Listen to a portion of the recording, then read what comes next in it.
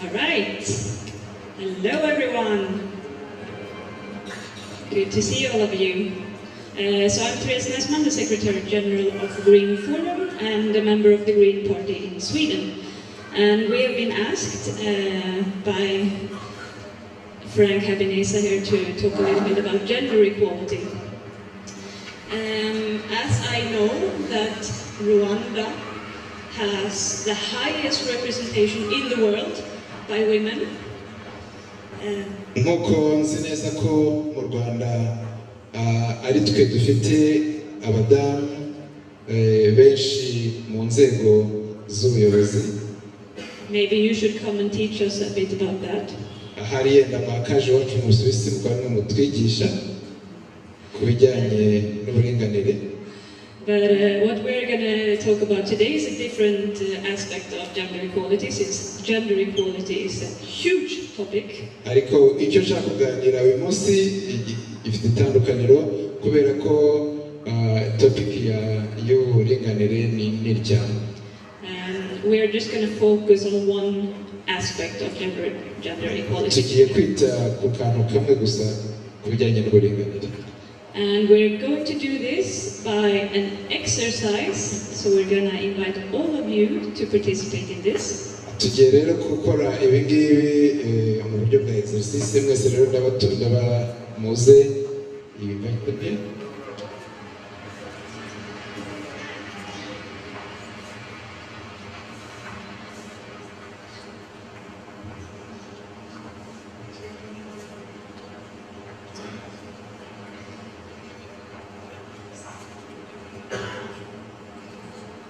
Alright, so we're going to start. So I'm going to start with asking you,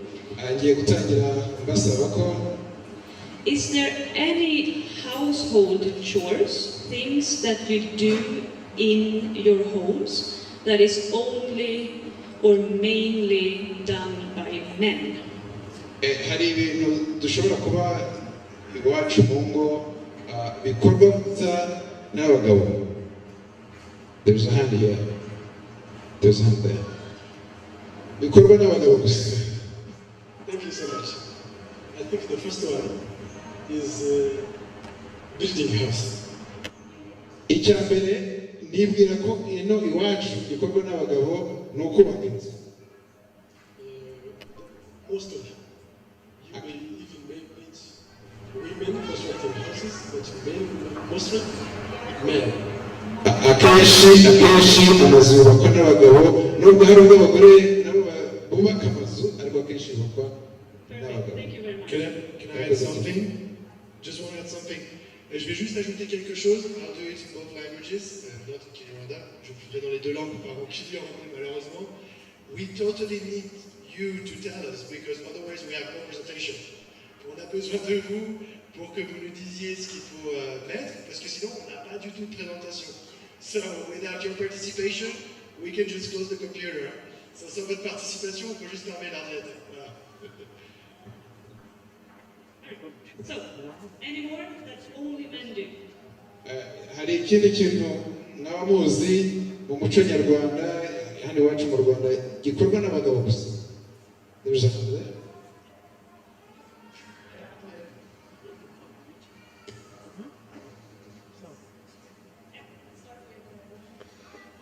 Thank you so much. I think school fees. School fees. Abagabo hano iwacu mu nibo bishyura minerivare. Paying school fees. Amafaranga y'ishuri. Driving. Akenshi mu Rwanda abagabo aribo batwara imodoka. Anything else? Nta kindi. Nayo ni imirimo ikorwa n'abagabo gusa. Mu muco nyarwanda umugabo niwe ujya gusaba umukobwa, bivuze ngo iyo umukobwa avuye iwabo bagasanga wa mugabo, ntekereza ko ari naho bihera umugabo yumva yuko asumbye umugore.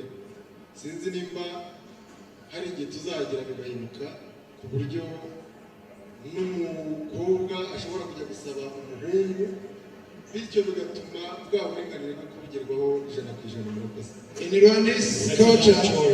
Rwanda's culture, it is a young man who goes to the family of a girl, of a woman, and demands for marriage. So it is maybe basic from there that when you bring your wife to your house, you feel that you're a little bit superior. So there are certain things you can do because you feel you're a man. You actually brought her to your house. So I don't know if time will come and also women go to the men from their families for marriages. Okay, thank you. I have one here and one more. Let's stop there and go to the next one. You're gonna have to move a little fast. Leadership. Ubuyobozi ngo hano iwacu akenshi bukorwa n'abagabo mu ngo zacu. Ikintu mu muco nyarwanda tubona gikorwa n'abagabo ni icyo bita gukama inka. Sinzi niba twese tubizi. Another thing that in our culture that is done by men, it's milking a cow. It is mostly done by men. Okay. Gukama, abagabo nibo bakunze gukama. All right, we're gonna jump over to women now. So, what are typical household chores for women? Hari ibintu se noneho tuzi mu Rwanda bikorwa n'abadamu gusa mu ngo zacu. You wanted to say what makes it? I was thinking I would like to tell about men. Because of the topic, it is related with gender equality. A woman in Rwanda, in Rwandan culture, was not authorized to make a liberality, to give a patrimony to another person.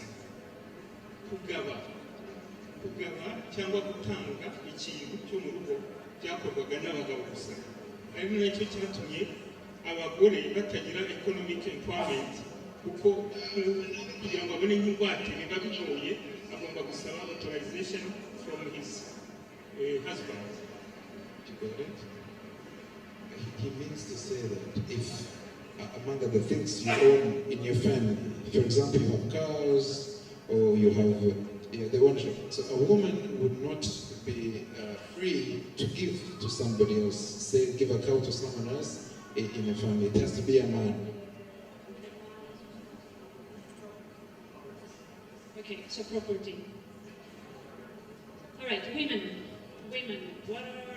Ni ibiki noneho bikorwa imirimo tuzi mu miryango yacu ikorwa n'abamama n'abagore gusa tukaba tuzibona n'iy'abagore n'abakobwa. Just thank you. The one thing that is done by women is breastfeeding the babies.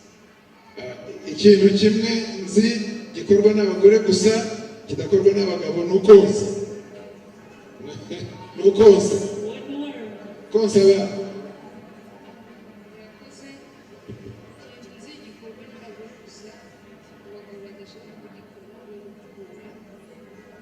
One thing I know in our families that is done by women, men don't do is sweeping the house, cleaning the house. Cleaning the house. Murakoze ikintu abashingiye gutekereza cyangwa se kubona gikorwa n'abadamu ni ugusasa. One thing I also know in our families that is done by women is laying the bed, preparing the bed. Are the women who do it. Preparing the bed. Bed, like making the bed. Thank you. There's a lot of things going on here. Another thing is to build baby is the way of women. To build baby. Okay. Another thing she knows is that it's women. Nako abagore nibo babyara, abagabo nibo babyara. Very obvious. Murakoze ikintu nzi akenshi gikorwa n'abadamu bakora baheka abana cyane cyane mu mugongo murakoze. I also know that here women are the ones who take care of babies, carry them on their backs. Men don't do that. Take care of the children.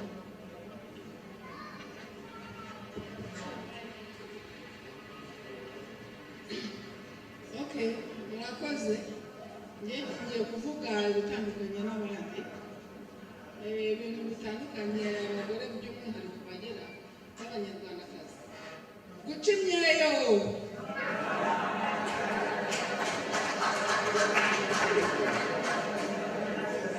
I actually don't have that in English. I don't have that in English. It is special for women. I don't know how men would do that.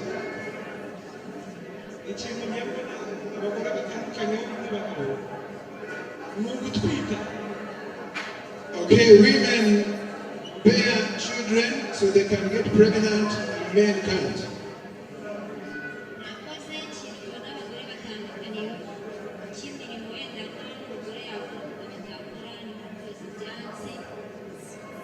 Okay, men do not clean the utensils for milking. Like making the dish. Yeah, utensils. Okay, okay. I'm going to generalize to making the dishes. Yeah. Cleaning the dishes, that's what you mean? Clean the dishes, yeah. Cleaning the dishes. It's more general cleaning, I would say. How many things do we have? Breastfeeding, Just in the house, making on the cleaning side. Yes. On the cleaning side, just to go very quick, is there one thing at home that men clean? Otherwise, I can just keep cleaning house and it involves everything. Kuri iyo ngingo yo koza cyangwa se isuku mu rugo cyane koza ibyo, hari ikintu na kimwe umugabo mu Rwanda yaba agiramo uruhare gukorera isuku mu rugo, ikintu gishobora kuba kizwi ko gisukurwa n'abagabo. Okay, good. So it's going to be general cleaning then. Yeah, because we have cleaning the house and washing the dishes. Yes. All right. There's one answer here. Yeah, we need to move on to the next one. We have a couple of these to deal with. So next one is there any jobs that are mainly done by men? Hano iwacu mu Rwanda hari imirimo muzi ikorwa gusa n'abagabo. So income providing jobs. Imirimo dukora bakaduhemba kwa kundi tuba twagiye ku kazi.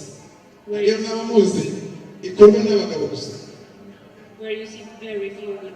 Kera twari tuzi nk'igisirikare. Here, excuse me. Murakoze, nitwa nkuru. Imirimo akenshi ikorwa n'abagabo gucunga toilette. Okay, it has never happened that women dig pity latrines. You know a pity latrine? Like a toilet? Yeah, but a ditch. Yeah, digging a hole for the toilet. It's only done by men. Yes. Good.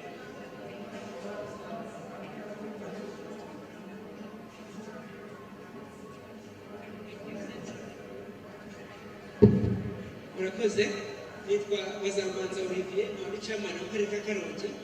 Kenshi imirimo y'abagabo bakunze gukora mu rugo ni ukumenya ubuzima bw'umuryango, kuba guhaha, kubatunga, kumenya imyigire y'abana, baravuzwa bate, bariga bate, bararya bate, biragenda bate.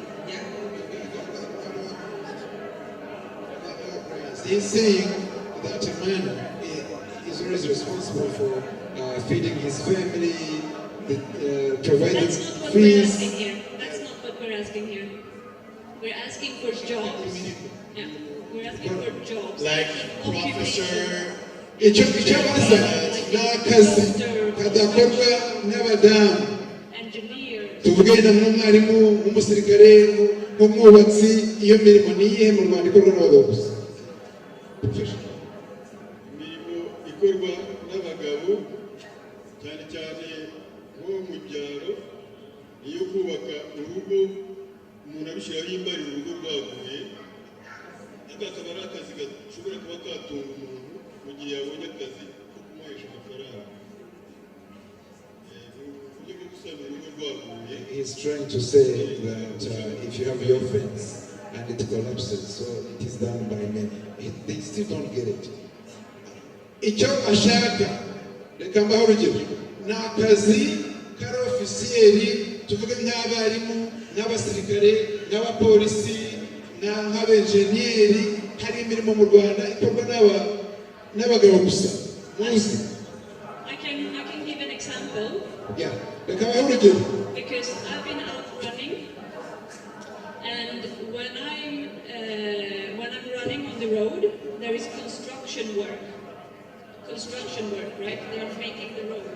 Ngo ari muri siporo yasanze hari abagabo bariho bubaka rigori ku muhanda. Yeah, I only see men there. I haven't seen one single woman working as a abo bantu bubakaga rigori nta mugabo yasanze, nako nta mugore yasanze, bose bari abagabo bubakaga rigori ku muhanda. But they're saying even women do that kind of work. And not a lot of them. Yeah, the majority are men, right? Even if there is a few that is doing it. Ari kuvuga ngo nubwo hari abagore b'abafundi ariko abenshi ni abagabo. Yeah. Turabyumvikana? So that's what Yes. we're looking for. Majority men.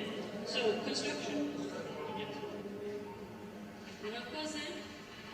Nitwa Mukansanga Denise. Ndi umubitsi wungirije ku rwego rw'igihugu. Akazi abagabo bakora bonyine kabaha amafaranga, kuroba amafi n'ibindi bijyanye n'uburobyi. Anything to do with fishing, it's done by men here. Fishing.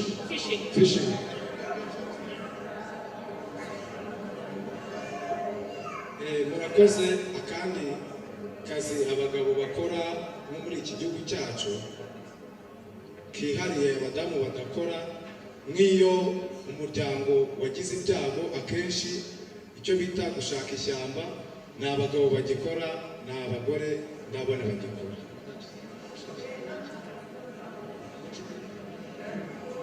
Gushyingura cyangwa se gucukura imva. He's saying that when someone dies and we go for burial, people will prepare the tomb, the men, mostly men.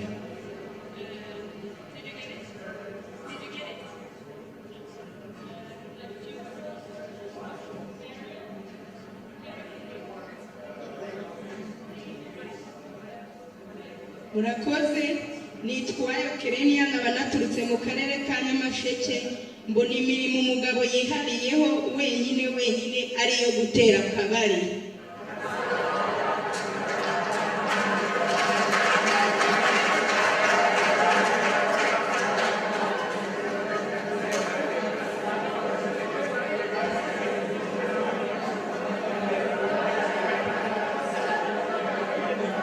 Ariko turashaka akazi gahemba. Are men prostitutes in this country? Dushaka kuvuga ngo abagabo n'indasi nibwo benshi. Turavuga akazi kinjiza amafaranga atuma uratanga. Never heard about men prostitutes before. It's not a big thing in Sweden for sure. No. I think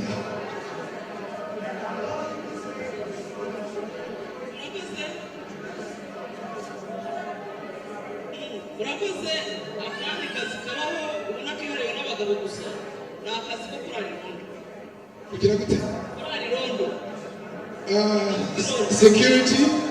Security for the night. Okay. Security. Security. I'm gonna. So it's like police, military police. I'm gonna ask you something. Local security. There are some locals in villages who take care of this. Okay, everyone, listen to me. Just 2 minutes. Everyone, sorry, can I have your attention? Okay, I want you to raise your hand when I say the name of a job, right? And you raise your hand if you think it's a man job. You don't raise your hand if you think it's a woman job, right? Everyone understood?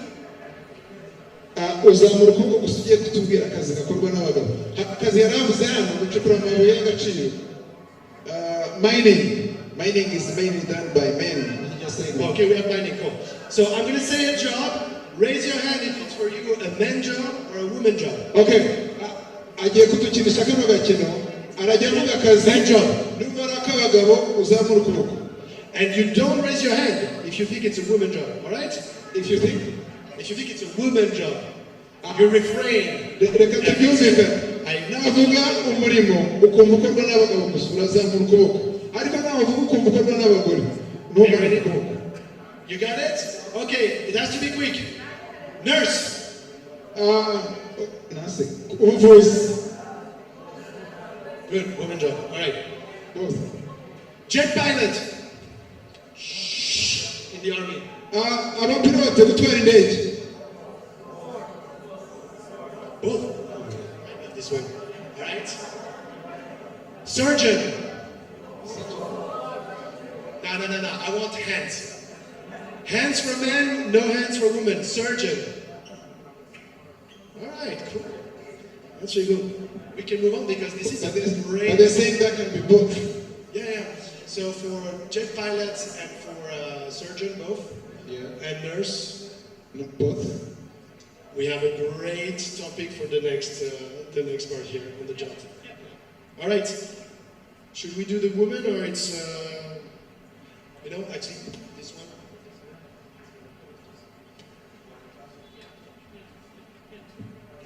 We can move on. Yeah. Are there any jobs that mainly women do? Mainly women. Let's say that 80% or more in the workforce is women. Hari akazi tuzi kinjiza ariko gakorwa n'abagore gusa n'abakobwa abantu b'igitsina gore. Hari yitwa abatuzi. None. There's a hand here. If it is not paid when you are sisters in the Catholic Church, the man cannot be a sister. Also, if you are in the Catholic Church, if you are a woman, you can be a priest, but a woman cannot be a priest. Aravuze ngo mu idini katolike ababikira bahora ari abakobwa n'abakobwa. Nanone abapadiri ni abagabo nangwa se ni abahungu sinzi uko twabyita.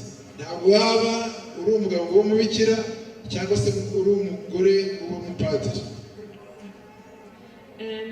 That's an interesting one. Prison guards. Or is it a lot of women that are prison guards? Okay. Ari kutubaza ba bantu abacungagereza hari abagore benshi bakora ako kazi. That yes, a lot. Yeah. So mainly women? Both. Men, women. 50-50. So women have no occupations that they are mainly. Nta kazi turi kubona gakorwa n'abagore gusa. Murakoze, ndi chairman w'intara y'Amajyaruguru nitwa Jerome. Ngiye akazi ko bwanjye mbona gakunzwe gukorwa n'abagore ariko abagabo badakunze kwibonamo. Hari ukuboha ibyibo ndetse n'ibirago. Ntabwo ndabona umugabo uri kuboha ikibo cyangwa ngo w'ikirago. Weaving, like make baskets, handcraft. It's mainly done by women. Handicraft. We can move on to actually why those things work.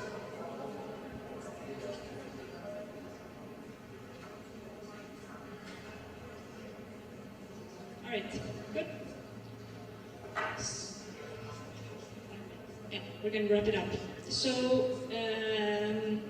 when it comes to house chores and building houses, why is that mainly a man's job? Iyo rero bije ku mirimo cyane y'ubwubatsi kubera iki akenshi dusanga ko bikorwa n'abagabo.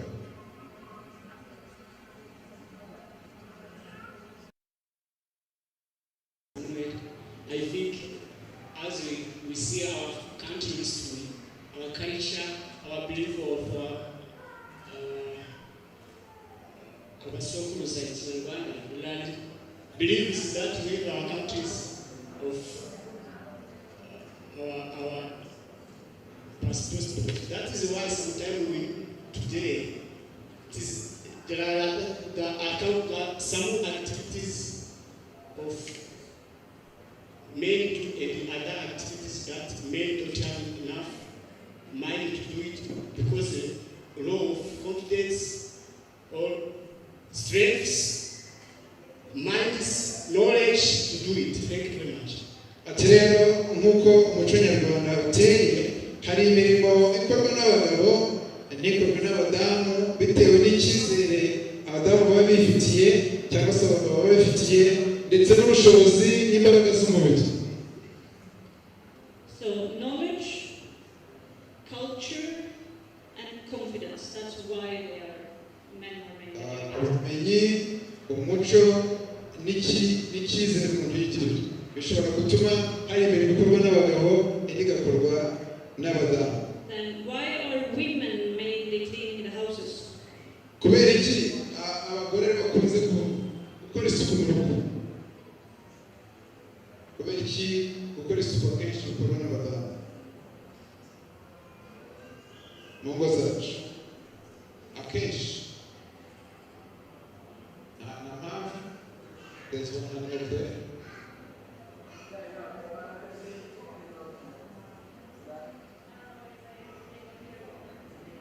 Thank you. So we have seen that there are some job activities done by women, like house activities. So it depends on culture. I think in one culture, the man has the duties to go search for food or other property, income to bring at home. And the women stay at home. That's the reason why they have to care of those activities. But it's time to change.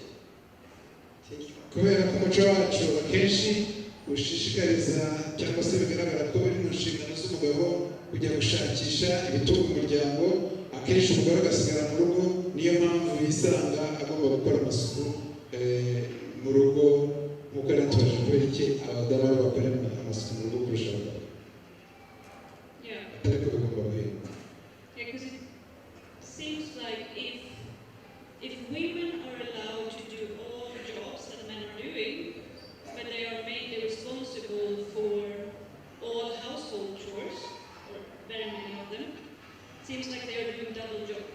Ati rero nimba abadamu b'igitsina gore nabo bemerewe gukora imirimo yose abagabo bakora yinjiza, ati kandi barangiza bakaba aribo bafite mu nshingano kwita ku mirimo yo mu rugo, byaba bigaragara nk'aho bakoreshwa ubugira kabiri.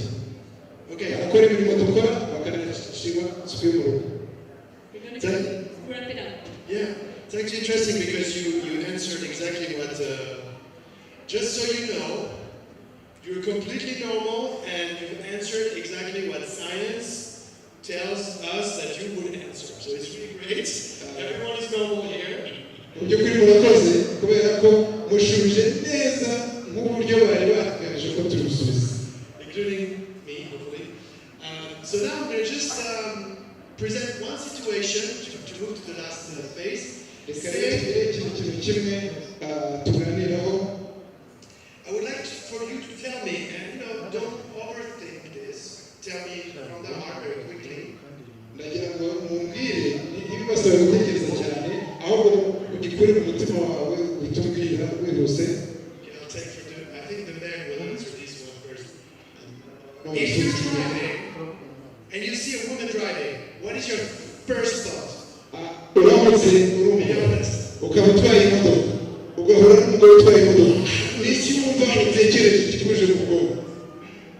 What is your first thought? It's okay, we're all friends. Utwaye imodoka uri umugabo uhuye n'umugore utwaye imodoka, ni iki kikuza mu bwonko mbere na mbere? Thank you so much, Dominic. Certainly what comes out is to be careful. mbere na mbere urakoze Rudoviko icya mbere banza gutekereza no kwigengesera. You have to be careful so that she doesn't surprise you with any mistake in driving because you're an accident. Uritwararika rero gute uyu mudamu utwaye imodoka ashobora kumukoresha impanuka ukigengesera ugakora taxi. Anyone else? Nawone tukabyumva This man is raising his hand or he's just like stretching? Maybe also a woman. You could ask a woman what she thinks when she sees another woman driving. I'm Alexander Bizimana, comes from Lutsiro. Once I see the women driving, my first point is comes from different sex. I can join him by happy.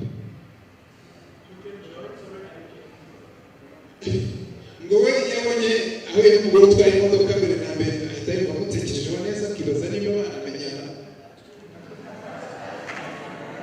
amubonyemo ubushobozi mbere.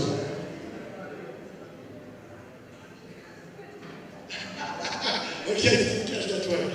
I think my brain filtered it. And maybe no, he didn't say that. Yes, he did say that. Okay, so now, what about a woman? When you see another woman driving, what do you think? Abadamu semwe iyo utwaye imodoka ugahura n'undi mudamu utwaye imodoka niki kikuzamo nicyo utekereza mbere wumva bimeze bite? Niki utekereza? You never see a woman driving without thinking. Alright, so no woman. I'm going to try to go to the next one. Okay, I don't know how it works for paying school fees. How does it work? Like, the husband or the father shows to school and he pays it physically? Or how do you pay school fees? Sinzi uko hano bigenda ku bijyanye no kwishyura amafaranga y'ishuri.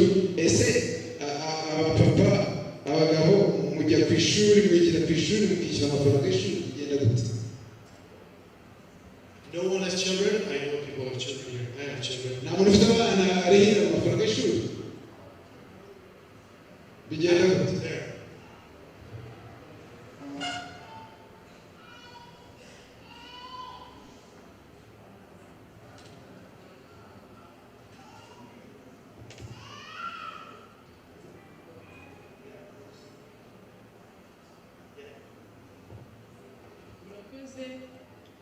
Cyo kuvuga ngo abagabo nibo bishyura minerivare ntabwo nyemera kuko dufite abantu benshi hano b'abagore bibana n'abana babo kandi abana babo bakiga bakaniga neza. Rero ntabwo ntekereza ko abagabo aribo bishyura minerivare bonyine kuko nabo bagore barahari kandi ni abanyembaraga n'abana babo biga neza cyane. First of all, I disagree with the issue that men are the ones who pay fees for the children, because in our society we do have so many households that are headed by women and their kids go to school, even good schools, and they pay school fees very well. So it is not just men who pay fees, even women do pay school fees for their children. Interesting. And when you saw that woman paying school fees, were people completely okay, or it was a bit strange or weird? Abo badamu bafite umushinga zabo kuba aribo bishyurira abana amafaranga y'ishuri, wowe ubibona umudamu yishyura amafaranga y'ishuri yari ufite iyo nshingano, uba wumva bidasanzwe ukabona bitakabaye bikwiriye, ni gute ubyumva n'ubibona ute? No worries, so it's a non-issue. She wants to answer maybe. Add a comment to your observation so it's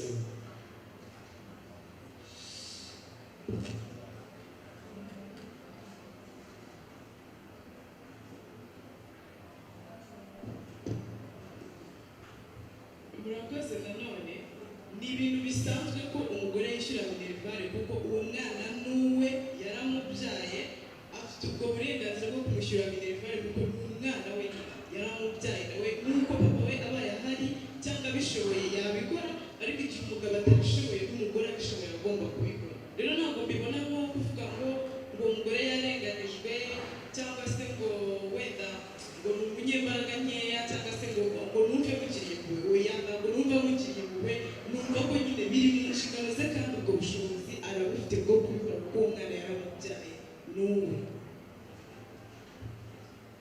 I don't see it as something strange or unfair. I see it as something normal because the mother is the mother to the child. She's given birth to this kid, so it is within her responsibility too to pay school fees. So to me, it's normal to see a woman paying fees. And it's interesting it's coming from a woman. All right, you know, we could go for actually also the jobs like digging rate and security, but actually I have enough information to just give you what was our intention with this exercise. And it's a very simple concept. It's not intuitive, but once you know it, it helps you read better gender dynamics between gender and sexism. Right? Afite ibintu byinshi byiza bishobora gutuma dusoma tugatekereza neza ku bijyanye n'uburinganire. So what we have called culture, habits, all those things are actually named stereotypes in the discipline. Ibyo rero twise ko ari umuco n'ibindi nk'ibi twagiye tuvuga, ibyo byose ni imyumvire. Don't get this wrong. Stereotypes are not necessarily bad. You have positive stereotypes and you have negative stereotypes. Kandi tubyumve nabi, hariho imyumvire myiza, hariho imyumvire mibi. Right? This is clear, I hope, for everyone. The second item that we present here, it's a simplified version of the study of what we call gender studies, is gender bias. I don't know how you can translate this. Iki tukaba tugiye gukurikizaho ni gender bias. Ibintu bishobora kuba bikorwa ariko bikaba bifite uko bibangamiye igitsina runaka, abantu b'igitsina runaka. So what is important in this very simple scheme is that you get that stereotypes, they need gender biases to actually be felt. I will get to that. Transfer this one and I will precise my thoughts. Iyo myumvire rero hari ibituma umuntu yumva ko bigomba kugenda uko bimeze. Like a culture doesn't exist somewhere in the air. Ntabwo umuco uri ahantu muri space, umuco uri mu bantu. It exists between you and me and you. You are the one enforcing the culture, making the culture manifesting, right? The culture is nothing if you don't apply what stereotypes are given in the culture. Get it? Umuco rero uri muri twe, uri muri wowe, uri muri njyewe, ntacyo wabuze twebwe tutaramutse tubishyizemo imyumvire runaka. So this distinction is simple. On the left, it's an idea. An idea has no strength if it doesn't have people. On the right, hano rero hari igitekerezo. Hari uburyo ubona igitsina runaka, abantu b'igitsina runaka. You see, for example, we had the case of driving. So it was an interesting case because you had two kinds of stereotypes at play. Kuri cya kintu twavuze kijyanye no gutwara imodoka hagaragayemo imyumvire itandukanye y'uburyo bubiri. The general thought is that women don't know how to drive very well. Mbere na mbere nk'uko twabyumvise muri honorable, ubonye umugore utwara imodoka ushobora kumva ko atazi kwitwara, atabishoboye, ntibazi gutwara imodoka neza, ni binasanzwe. But this thought has no power if there's not a man in a car having this thought and starting to press the honk or maybe getting a bit few meters away. You understand? He is enforcing a gender bias. Ariko iyo myumvire ntacyo yabivuze, ntacyo yabitwaye. Nimba hatari undi muntu w'umugabo utwaye imodoka ngo abone wa mudamu avuga ati hano mudamu ntazi gutwara ashobora kumwoga ngo atangire kumuberekera. Iyo myumvire ntacyo yabitwaye niyo yabihari.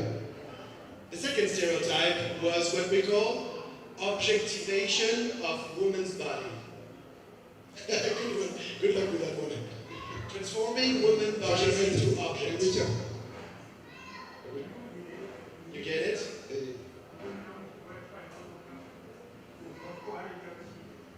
Actually, you need to have a culture of objectivation. Okay. Iki kindi rero yaravuze imyumvire ya mbere nuko wumva ko adashoboye atakabaye twari imodoka. Imyumvire ya kabiri yakabaye gushimisha bikakunezeza ukumva rwose ko ndetse n'abandi bagatwaye imodoka kuko ubona ari ibintu bishimishije umugore yatinyutse nawe yatwaye imodoka yatinyutse. So the first thought that the gentleman had seeing a woman driving was a sexual thought. Kandi undi muntu we yatubwiye ati ngiye ko uyu mugore atwaye imodoka nahita mbona ko ari mwiza wo kubona gira ubushuti nawe budasanzwe. So that is a stereotype that is being enforced as a gender bias when, for instance, the driver puts the window down and say, "Hey, you look good," or "I'm trying to charm the girl." Iyo nayo ni imyumvire ushobora kubona nk'uw'igitsina gore utwaye imodoka wagira amahirwe yamanukiraho ukaba watangira kumva wanatereta kuko wabonye ko afite ubushobozi yavamo umugore ufite akabari. So stereotypes, they're normal. We all have stereotypes, and there's no culture without stereotypes. Imyumvire rero ntacyo itwaye nta n'umuco utagira imyumvire. The question for everyone in the world, for every culture, is the next one. Can you go on the right?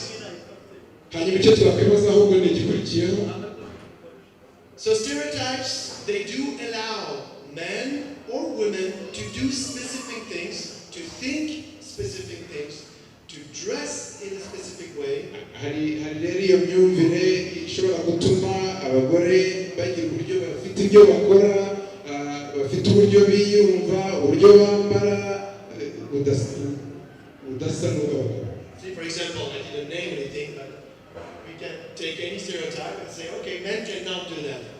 But the idea, ariko ntabwo yigeze bishyiramo, ariko dushobora gufata akanya tukavuga tuti abagabo ntibakora ibi, abagore ntibakora ibi. like breastfeeding, it's going to be hard for men, or maybe cleaning the house. No, men shouldn't do that. But the yeah, you want to say? Iyo ntabwo urugero nko gukora amasuku mu rugo, abagabo bashobora kugira ko atabareba ari iby'abagore.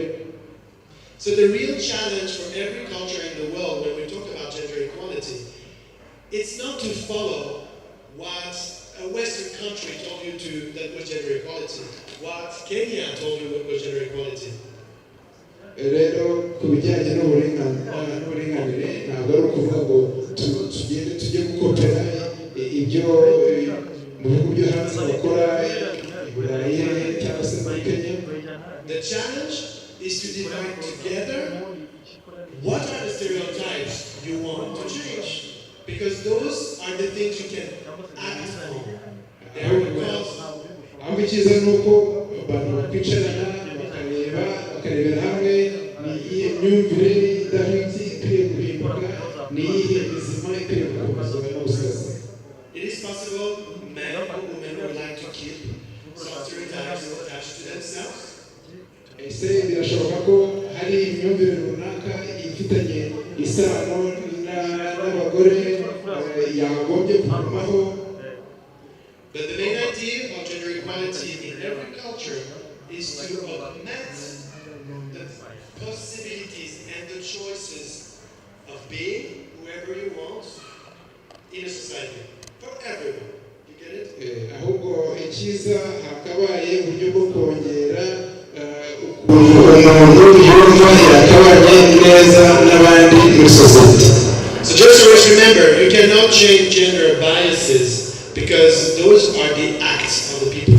But you can change the stereotypes. And that's the discussions usually you want to have in a political party. Ntabwo rero ushobora guhindura iyo hari uburyo bubi bugaragara bijyanye na gender, ahubwo icyo bakora cyiza ni ukureba hamwe ibyiza bikashyigikirwa kuko bijyanye n'umuco w'abantu n'uburyo babona abandi. Murakoze.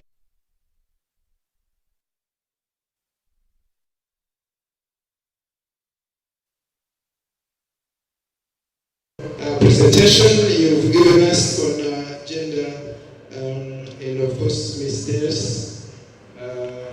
We have now come to the end of our training session, and ndakeka ko amahugurwa twari twateganirijwe ari aha asorejwe.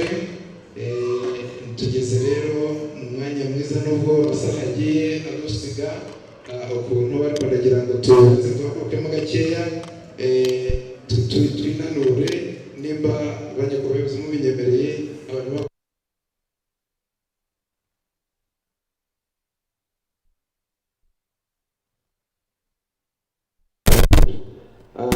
DJ. Stretch, you must have been very tired having sitting for a while. So if DJ can help us with one of our songs, and we enjoy it for 1 or 2 minutes.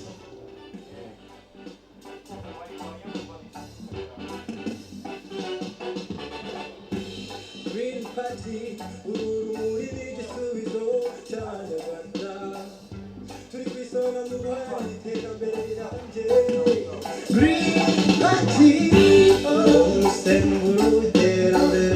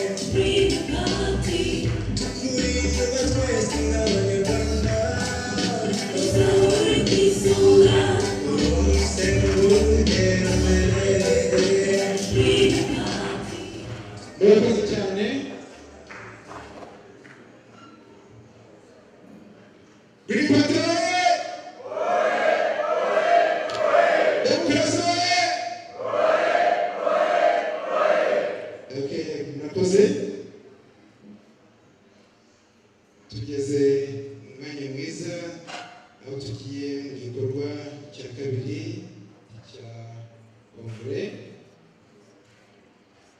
I now call upon our beloved President to officially open for us this Congress session. Honorable Sir, Mr. President, it is your honor to officially open for us the Congress. Green Party, oye! Oye! Oye! Oye! DPR, oye! Oye! Oye! Oye! Democracy, oye! Oye! Oye! Oye! Republican Rwanda, oye! Oye! Oye! Oye! Murakoze cyane. Abanyakubaha bahagarariye imitwe ya politike turi kumwe hano nuko hamwe babasha gukora ururimi rw'abatekereza imitwe ya politike abayobozi b'imitwe ya politike bavuye mu bihugu hanze Mr. Neto from Kenya the delegation Madam Teles Nesman Dr. Ludovic from Sweden very most welcome and dear Secretary General dear party leaders dear members Banyakubaha Rwanda Shaka bavuye mu ntara mu turere hirya no hino mu gihugu abanyamakuru mwese turabasuhuje muri aho cyane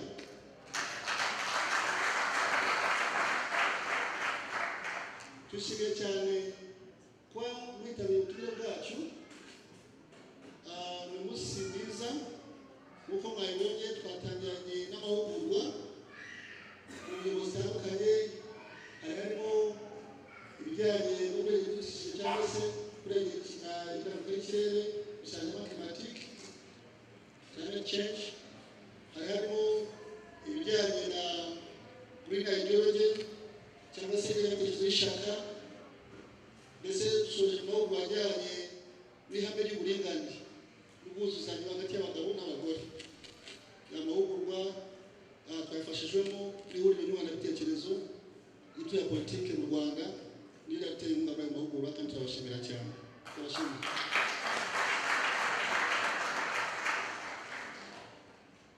uyu munsi mu bari bamuhaye akanya ko gutangiza kongere y'ishaka igice cya mbere turagishoje mbere y'uko ntangiza kongere reka bagire nshimire abashyitsi babereye kwiteza ubutumire bwacu mbasabe ndavuga ishaka n'uwo warihagarariye asuhuze ararangira n'ubwira ngo peri inkotanyi nabo barasuhuza shiriya bukari arima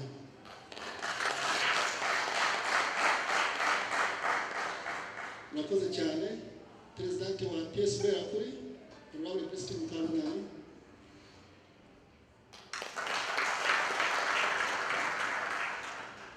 Perezida wa UDPR Honorable Pio Nzeyimana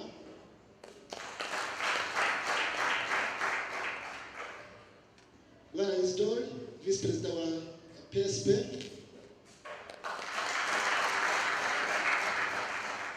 Honorable Glorious Umunyamabanga mukuru wungirije wa PSD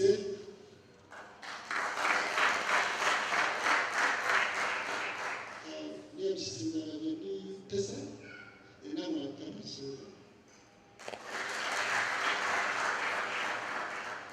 These are party leaders coming from different political parties, the Honorable Front, the Green Party, PSB Akuri, Federal Opposition Party, the UDPR, political party, and PSP, and PSD, and PSR, the different political parties. So I won't go into the details. And then also we have delegates from Sweden, Madam Teresa Nasman and Dr. Ludovic. You can also stand up and wave to us. They are from the Green Party of Sweden. But the Green Party of Sweden, kandi rero babaye nabo bagenda Musiko Sweden Rwanda niwe bihugu bizwi cyane mu kubahiriza amahame y'uburinganire byarabizi cyane ariko Rwanda bwareze Sweden I said that before it was Sweden which was higher in gender but now it's Rwanda which is higher so we go hand in hand and then we have delegates from Kenya